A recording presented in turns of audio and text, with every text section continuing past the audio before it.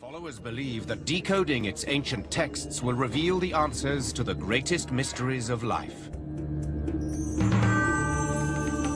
In the 21st century, celebrities including Madonna and Britney Spears have taken up a modern interpretation of the practice. Yet the spread of Kabbalah has resulted in controversy. Strict adherents warn that observance of this mystical rite conceals hidden perils. Throughout history, its followers have written in code in order to protect Kabbalah's secrets.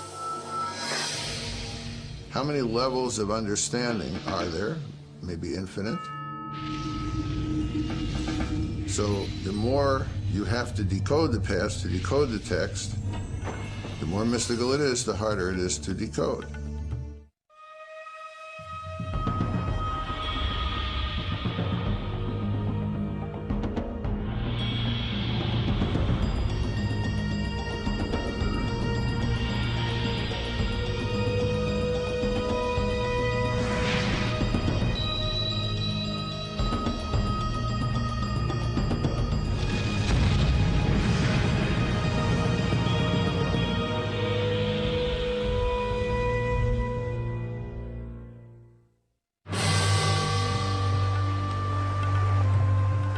In Babylon, at the beginning of the 6th century BC, a young Israelite called Ezekiel had a vision. As I looked, behold, a stormy wind came out of the north, and fire flashing forth continually. And in the midst of the fire there was a throne. Sitting on the throne was a figure that looked like a man. Ezekiel thought he had peered into heaven and seen God seated on his throne. The vision captivated a group of Jewish mystics. They hoped that by studying the image, they would one day see God for themselves and become one with the divine. Jews who are seeking a mystical experience will try to reimagine what Ezekiel experienced. So it becomes the model for Jewish mystical ascent, really until the emergence of Kabbalah. In the 2nd century, the Roman Empire controlled the land that is now Israel. Jews who practiced their faith openly were either executed or exiled. It was during this dark time that many Jews turned to mysticism to help them understand God's purpose for them. Rabbi Shimon bar Yochai was one of them. Rabbi Shimon was a great advocate of the people of Israel and taught that Israel has a special intimacy with God. And he fled from the Romans who sought to execute him because of anti-Roman statements he had made. According to the ancient texts, Bar Yochai hid from the Romans for 13 years in this cave in Pekaim in Israel. Here, in seclusion, Bar Yochai meditated on God and the universe using the Torah, the body of Hebrew scripture, as his guide. His piety made him one of the salient figures in Kabbalah's history. In emulation of Bar Yochai, other small groups of Jewish mystics began to experiment with Hermetic rites to achieve a deeper understanding of God. Since God wasn't coming to them, they were going to where God was. So they wanted some kind of experience of the divine. They used certain meditative techniques that worked them up into an auto-suggestive hypnotic trance. Their activities were kept a closely guarded secret. The mystics warned that their rituals were too hazardous for ordinary people to attempt. Their stories describe novices going mad or even dying because they were unprepared for the potent spiritual forces they had unleashed. If you're not pure enough, if you're not modest enough, then God might not accept you, then God might not let you go through that journey. Through meditation, the mystics believed they had achieved a vision of God similar to the one experienced by Ezekiel. In this vision, the entrance to heaven is blocked by a series of gates. The acolytes must pass through them in order to reach heaven. The entrance is also guarded by avenging angels who keep the unworthy from entering paradise. Before the mystics can advance, they have to learn the convoluted names of all the angels. Each name must then be repeated an exact number of times. The mystics would wear amulets that would shield them from the power of the angels. And if they went through all the gates and they got into the throne room, then they would have this vision. They would learn the secrets. The devotees claimed those secrets helped them understand God's wisdom and purpose for mankind. At roughly the same time, anonymous mystics recorded an extraordinary concept in a hugely influential text. It is called the Book of Creation, or the Sefer Yetzirah. It describes how God made the world by using the 22 letters of the Hebrew alphabet. God spoke and said, "Let there be light." So obviously God's speech was the creating agent. Well, what language did God speak? God spoke Hebrew, of course. So the 22 letters of the Hebrew alphabet were the alphabet of creation. What Sefer Yetzirah does is to try to describe how God created the world in more detail than we find in Genesis. It builds on the notion that God created the world through language, but now it's not words so much as individual letters. And this is probably meant rather literally. God took the 3 letters Aleph, Bet, Nun, which spelled the word Even, stone. By combining those letters, a stone was created. And similarly with every object in the universe, God created by combining the letters with the numbers.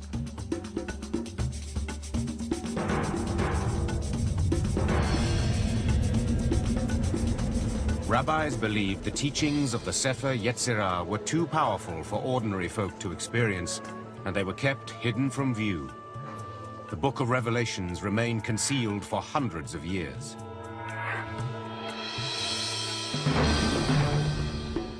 In the 11th century, the Crusades engendered a new wave of anti-Semitic persecution as Christian armies attempted to reclaim the Holy Land from its Muslim overlords.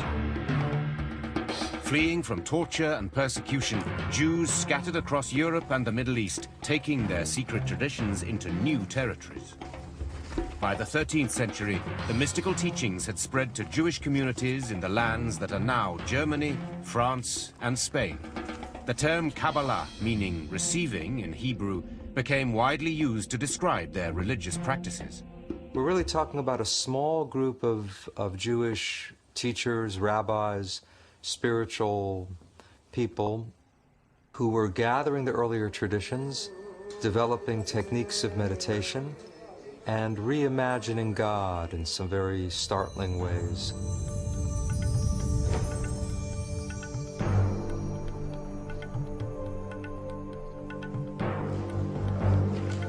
One of the most significant events in the history of the movement occurred about 1280, when a Spanish rabbi claimed to have discovered yet another mysterious text.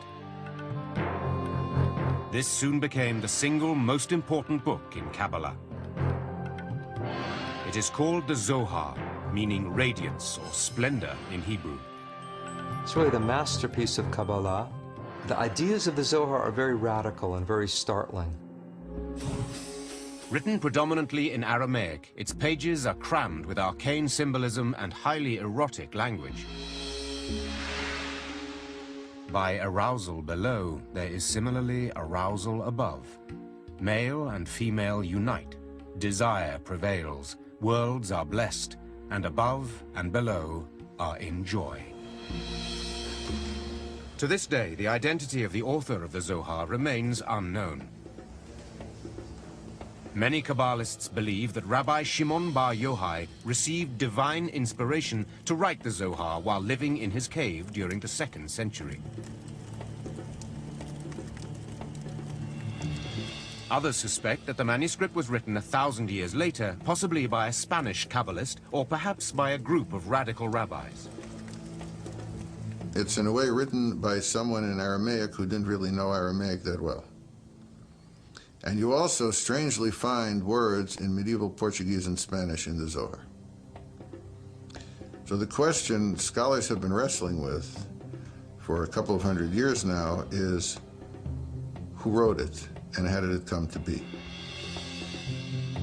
But the greatest enigma of the Zohar lies within its beguiling words. You have to work so hard to decipher it, and this is why it's so attractive, because of this beautiful game it plays with you of revealing and hiding. Decoding these intricate passages promises a greater understanding of God and his relationship with humankind. The Zohar really sees the Bible as a secret code. Every event in the Zohar, every bit of narrative, every biblical law, is telling something not only about what happens on earth, but about God's inner being. Kabbalists suppose that if they can successfully decipher the Zohar, they will unlock the mysteries of both heaven and earth. One of these secrets is a startling revelation concerning God's own body and his sexuality. By the 13th century, the mystical movement known as Kabbalah had spread throughout Europe and the Middle East. Yet even though the number of Jews studying the texts grew accordingly, its secrets remained successfully hidden. Ever since, scholars have been searching for ways to unlock these secrets.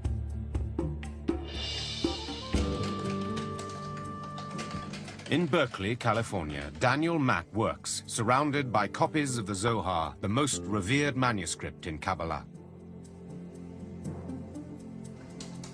His bookshelves are filled with versions and commentaries in Aramaic, Hebrew, English, and French. They come from libraries all over the world. He hopes to complete the first English translation of the Zohar based on original Aramaic manuscripts. This ambitious work is the latest attempt to understand a book that has perplexed scholars for over 700 years. I don't want to ruin the mystery or the strange, cryptic quality of the Zohar, but I'm trying to make it accessible to a contemporary reader. The Zohar is perhaps the most difficult of all Jewish texts to translate. Most of its roughly 2,000 pages are in Aramaic, an obscure language that may have been used deliberately to further confound efforts to decipher it. On the surface, the Zohar is a novel which follows Rabbi Shimon Bar Yochai and a group of other rabbis on a journey through the Holy Land.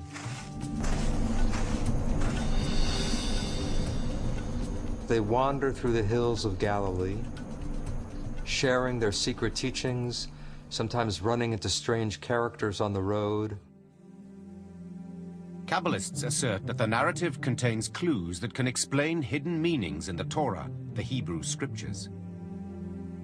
Several examples can be found by re-examining the book of Genesis. Here, the Zohar overturns the traditional account that God expelled Adam and Eve from the Garden of Eden. The Zohar's interpretation offers a revolutionary concept that human beings can influence Almighty God. But the Zohar asks a very radical question. It says, who kicked whom out of the garden? And the Zohar actually teaches Adam expelled God from the garden. It's as if we're still in the garden, but we don't realize it because we've expelled God. We've lost touch with the spiritual dimension. And the challenge is to regain some awareness, some intimacy with the divine. The further Kabbalists delve into the Zohar, the more recondite the words become. It has a very rich symbolic system. This is a deliberated means to keep the Zohar for the elite only. The writers probably thought that only those who are spiritual enough will be able to decipher it. The major symbolic code found in the Zohar is that of the 10 aspects of God's personality, the 10 Sephirot. One popular interpretation shows these characteristics as a map of his body.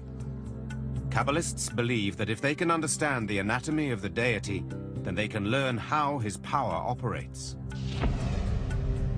These ancient drawings show that God's body is similar to that of humans.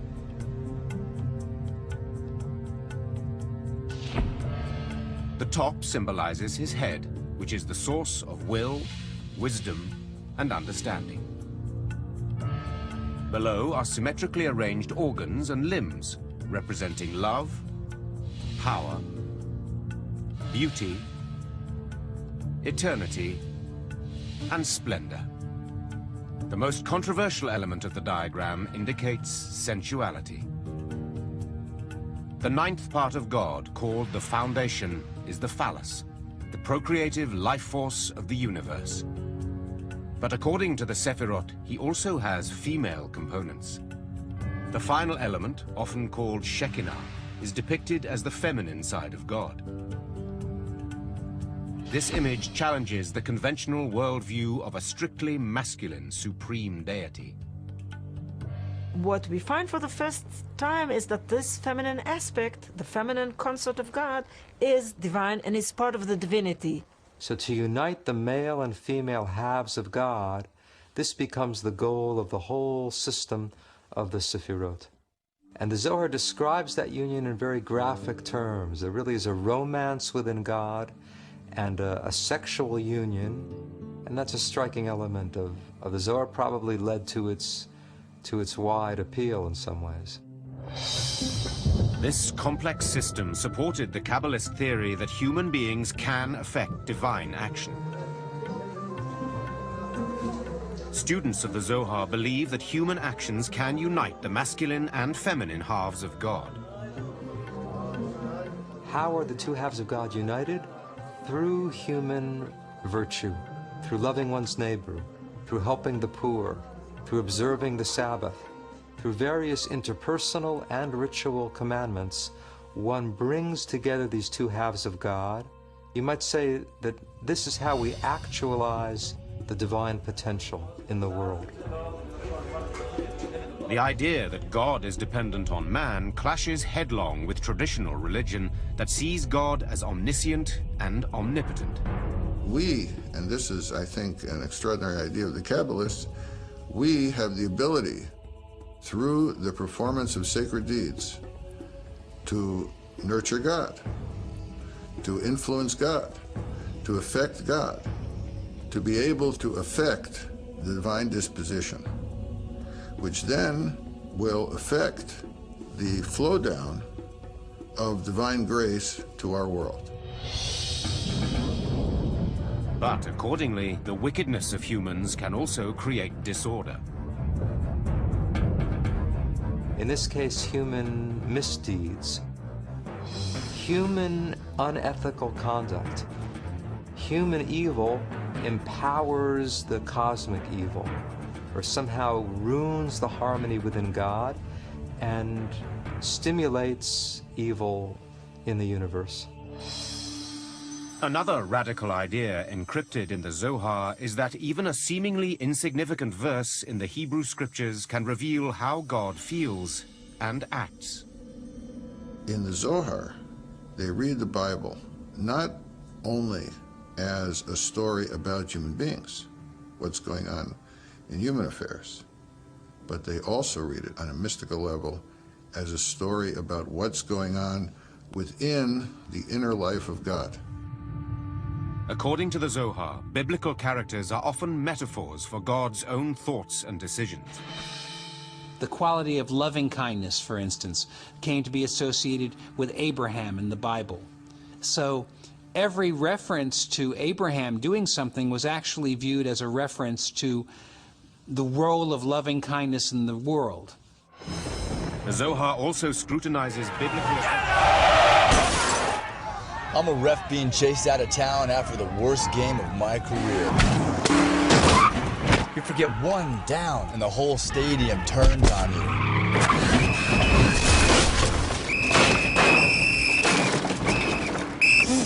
And if you have credit rate insurance, it may not pay for all this. So get Allstate. You can save money and be better protected from mayhem, like me. Shop less, get more. Make one call to an Allstate agent. The flood, according to Kabbalah, is happening now. If you don't know that the flood is still going on, then you're drowning and you don't even know it. So various symbols of chaos and destruction from the Bible were also viewed not in the past tense, but as still unfolding.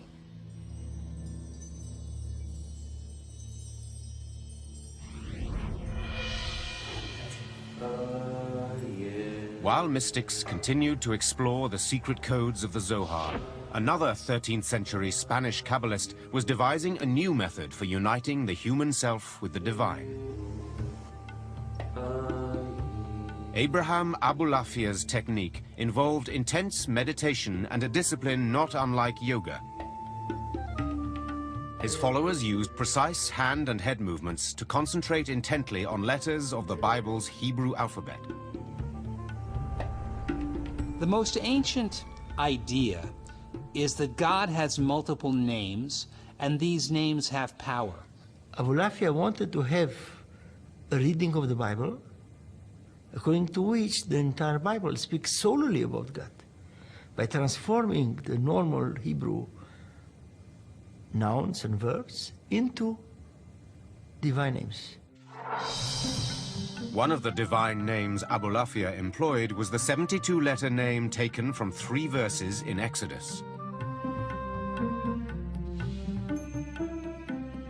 When the letters in the verses were combined according to Abulafia's instructions, they spelled one of the clandestine names for God.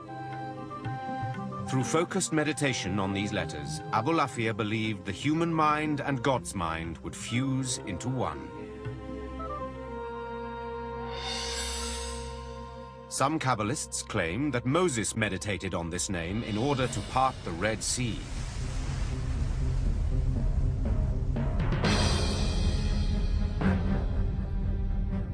At the height of the Spanish Inquisition, King Ferdinand and Queen Isabella declared that all Jews must either convert to Christianity or be expelled.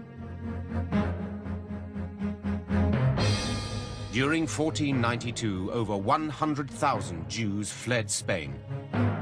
Once again, religious persecution influenced the spread of Kabbalah's teachings.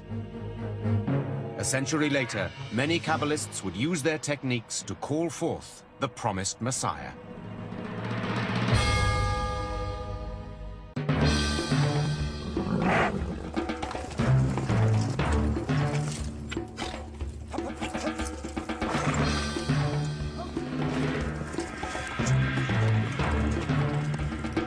In 1492, the Spanish Inquisition cast tens of thousands of Jews into exile. Many fled to the Holy Land.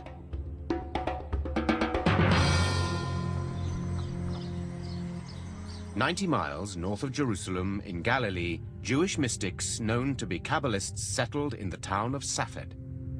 A number of Kabbalists were attracted to Galilee, partly because Rabbi Shimon Bar Yochai, the hero of the Zohar, had wandered around the Galilee. Today, the dusty, winding streets of Safed are thronged by artists and lined with craft galleries. 500 years ago, however, Kabbalists were sure that the Messiah would one day walk these streets. One of the scriptures, it is being said that the Messiah, when the Messiah will come to Jerusalem, he will first appear in the Galilee. So they sort of want to be the first ones to catch him. The mystical text known as the Zohar taught that good deeds increased God's power on earth. Based on this philosophy, Kabbalists hoped that a life of piety would bring forth the Messiah. Kabbalists in Safed strove to become a perfect religious community. The feeling was that people have to help God bring the Messiah. They have to be pure enough. They would be up at midnight to say the prayers, and then up again at dawn to pray with the rising of the sun. Kabbalah masters in Safed instructed their followers to engage in frequent meditation, fasting, and complete adherence to the Torah. The most famous leader was Rabbi Isaac Luria from Jerusalem. By the time Luria began work in Safed in 1570, he was already regarded as one of the most significant religious teachers of the century. As a young man, Luria had spent several years as a hermit in seclusion near Cairo. There, Kabbalists say, Luria studied the Zohar and had visions of angels and prophets. There's some evidence that he used the Zohar as sort of a mantra, that he would take passages of the Zohar and repeat it over and over again until he got deep inside it. In this trance-like state, Luria acquired extraordinary abilities. Rabbi Isaac Luria, he could look at a person's forehead and read everything about that person, somewhat like reading the palm. He was a healer. He could tell people's past lives and what has to be fixed. Luria believed that understanding a person's previous life would provide insight into their current problem. He taught a theory of reincarnation in which he claimed that every individual descended from a particular soul root after Adam and Eve. You're descended from either Cain or Abel, or you're descended from the three sons of Noah, Shem, Ham, and Japhet. So you have at least 5 options, if not more, of a basic soul root, and that soul root determines your essential nature. With Luria as a guide, many Kabbalists searched for links to their past. These burial sites around Safed took on great significance as Kabbalists tried to find the location of their previous incarnations. They would take on the soul of the deceased who was lying there and speak with that person's voice. To this day, gravesite rituals continue around Safed. Devotees come on pilgrimage from many parts of the world.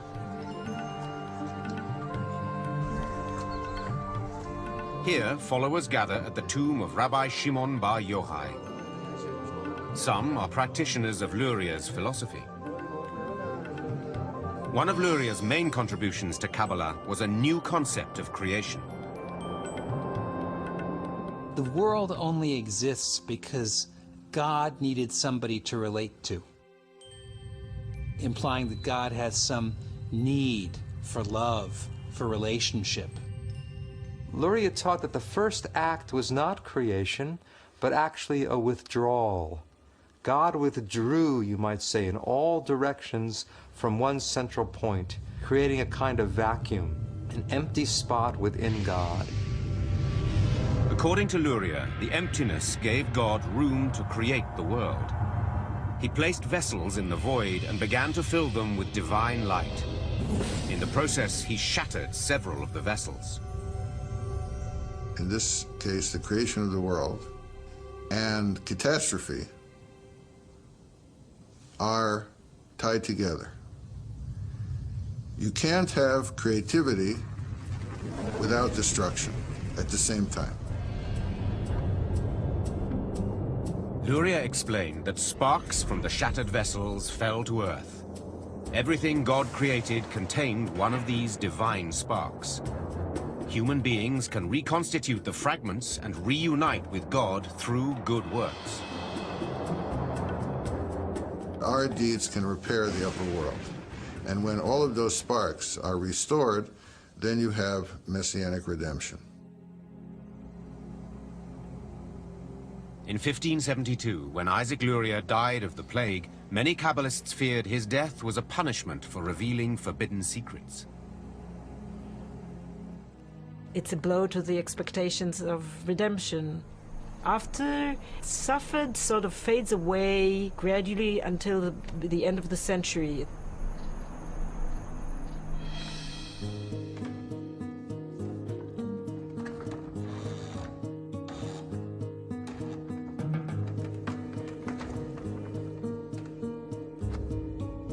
The invention of the printing press enabled the rapid spread of the philosophy of the Kabbalah as never before.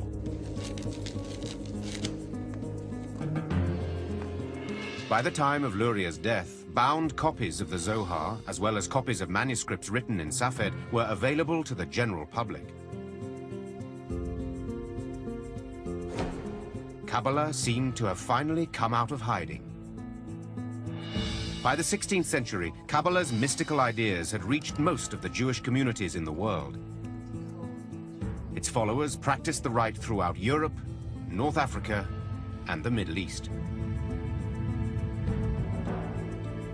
In the coming century, Kabbalah would spread like religious wildfire. But in the wrong hands, its teachings would have disastrous repercussions.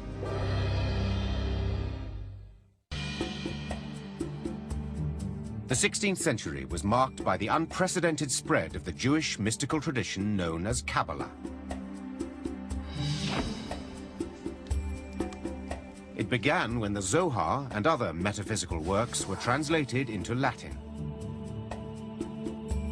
Christian philosophers were eager to study Kabbalah and thought it might clarify some of the enigmas of their own faith. I'm a ref being chased out of town after the worst game of my career. You forget one down and the whole stadium turns on you.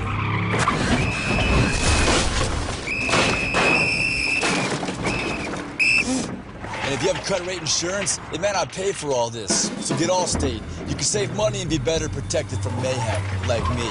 Shop less, get more.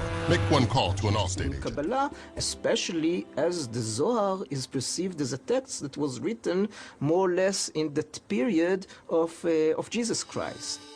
Hence, they assume that there is an uncontaminated, pure Judaism of the time of Christ, which entails the truths of Christianity. This assumption was the foundation of what is often called Christian Kabbalah. Renaissance thinkers also used Kabbalah to better understand the works of Pythagoras and Plato, whose philosophical thinking mirrored certain aspects of Jewish mysticism. Some historians claim the philosopher Gottfried Leibniz, who invented calculus, and even Isaac Newton studied Kabbalistic ideas.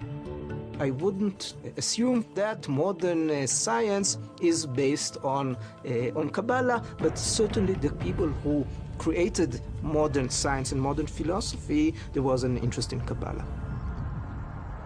Meanwhile, Kabbalah was also being studied by two men who would unwittingly cause one of the worst catastrophes in Kabbalah's history. Shabbatai Tzvi was born in what is now Izmir in Turkey in 1626. As a young man, Tzvi suffered from recurring nightmares about demonic attacks. He turned to the Zohar for explanation and solace. Shabbatai Tzvi was apparently a very gifted but very troubled young man who had reached a crisis by the age of 40. Scholars now conclude that Tzvi experienced alternating states of deep depression and manic euphoria. The climax came when he staged a mock marriage between himself and a scroll of the Torah. It was the nature of his affliction to periodically violate the commandments publicly and be thrown out of a community on a wave of scandal.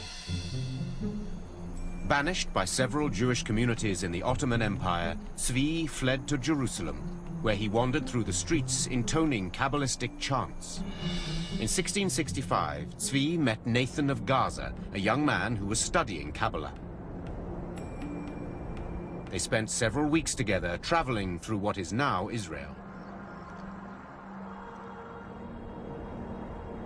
Over time, Nathan became convinced that Tzvi was the Messiah. He proclaimed to crowds of people that the Messiah had indeed arrived. The good news sped from synagogue to synagogue in the Ottoman Empire, and then it spread to Europe. By 1666, the entire Jewish world was captivated by the coming of the longed-for Messiah. Shabbatai Tzvi was a manic depressive, but a very charismatic manic depressive, and a lot of people gathered around him. Other people felt that the time was ripe. In fact, this might be what we've been waiting for.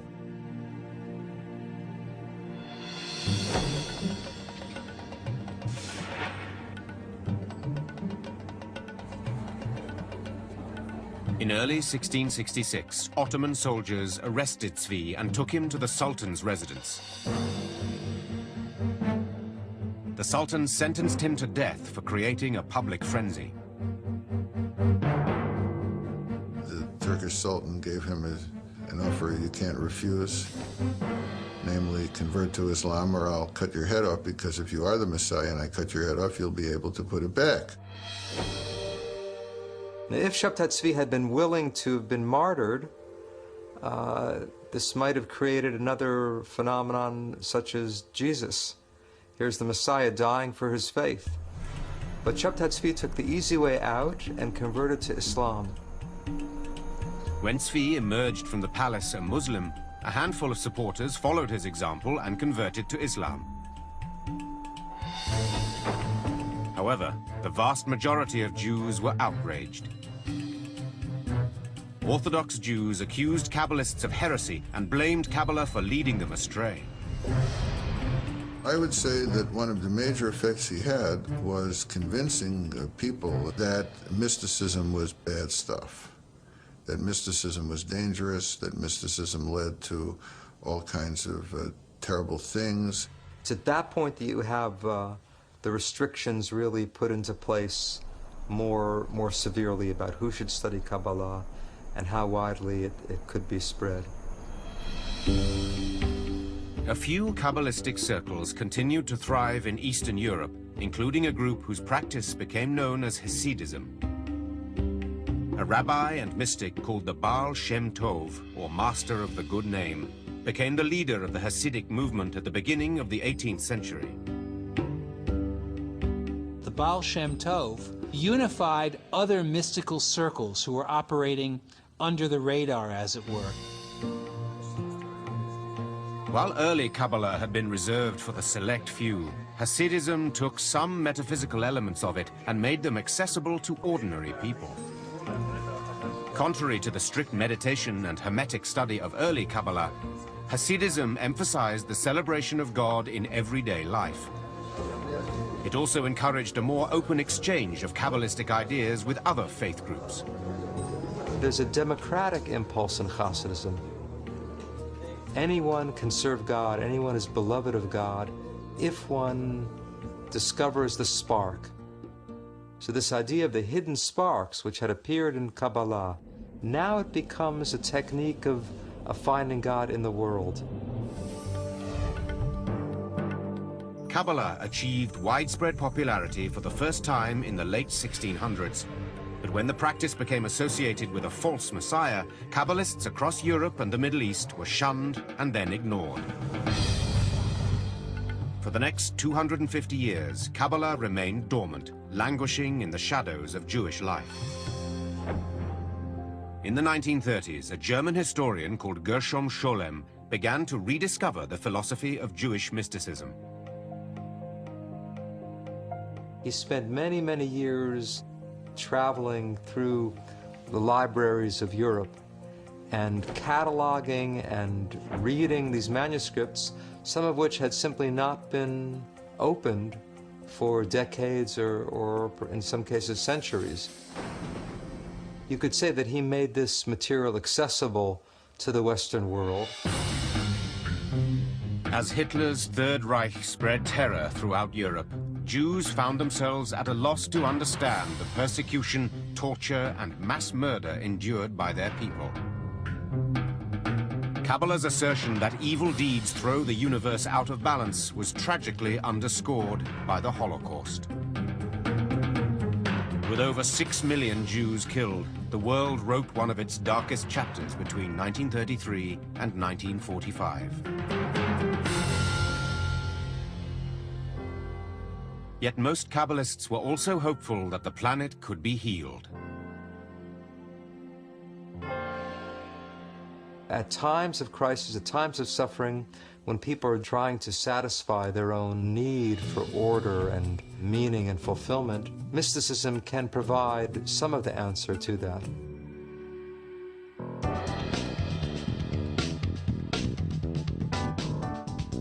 In the 1960s, the European and American counterculture explored new approaches to religion and spirituality.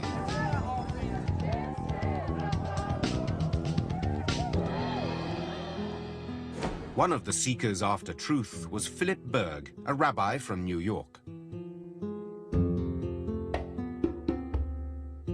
In the late 1960s, he went to Israel, where he delved into Kabbalah's teachings. Berg soon devoted all his time to studying the ancient rite. His objective was to share Kabbalah with everyone.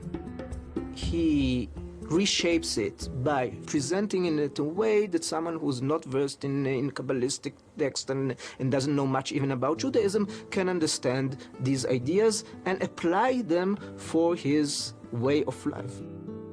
Berg's simplified interpretation of Kabbalah became very popular. At the beginning of the 1970s, he opened his first Kabbalah center in Tel Aviv. During the 1980s, Philip Berg and his family constructed a Kabbalah empire based in Los Angeles. Today, what's known as the Kabbalah Center has several million adherents and operates branches in nearly 100 cities, making it the largest Kabbalistic organization in the world. At the headquarters in LA, Kabbalah has attracted the attention of celebrities seeking a spiritual dimension to their lives. Berg's two sons helped to promote the concept that, unlike the restricted Kabbalah of the past, this new version is open to all. We offer Kabbalah for everyone, without any barriers, race, sex, religion, anything. So we're very excited about the opportunity of bringing this wisdom, which has been hidden, to the masses by making it accessible, understandable, and practical. But by opening the doors to everyone, the Kabbalah Center has opened itself to some harsh criticism. You have all of these Hollywood people jumping on the Kabbalah bandwagon, but many of them are not Jews and they're not observing Jewish law. Whether they're studying the real Kabbalah, I doubt it. They tend to say, here's a sacred name, here's a sacred practice, that will bequeath to you some Kabbalistic power. The Kabbalah Center emphasizes the need to practice ancient rituals, such as meditating on the 72 names of God, and making pilgrimages to Kabbalistic sites in Israel, as Madonna did in 2004. A pop star called Madonna adopting Kabbalah, I think this is, in a nutshell, this is postmodern cult spirituality for you. It's really a match made in heaven between Kabbalah Center and Madonna. Wearing religious objects is also popular, such as tying a red string around the wrist to ward off evil influences. The practical Kabbalah, the world of amulets as it is today, is an aspect that they can touch, that they can read, that they can feel, that's physical. And these are all things for which theoretical Kabbalah doesn't touch them, doesn't reach them. New Kabbalah is study Kabbalah not in order to understand the universe, the secrets of the universe, but in order to find a practical way of making your life better. The decoding of Kabbalah has been a deeply mystical journey for many people for thousands of years, and the mission to control its secret knowledge continues to this day. I think there is a struggle of possession of Kabbalistic knowledge, who's in the possession of interpreting it and explaining its worth and significance to the modern world. Okay, you could have a thought and that could connect you to God. That's what Kabbalah is about.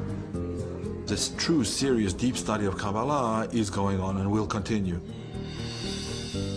I'm sure that a lot of them who are the not sincere ones will, simply drop out sooner or later. So my whole preposition, and this is Many followers say that even with absolute dedication, it is impossible to discover all the hidden meanings within Kabbalah. But there's another whole level that the Kabbalah said. There's so many layers and levels of Kabbalah that you could take your whole life and you're still not going to finish learning the universe of Kabbalah.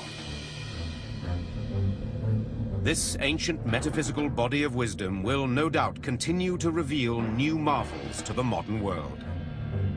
People search for new techniques and means and paths to make their lives spiritual. So I think as long as there will be humanity, there will be mysticism.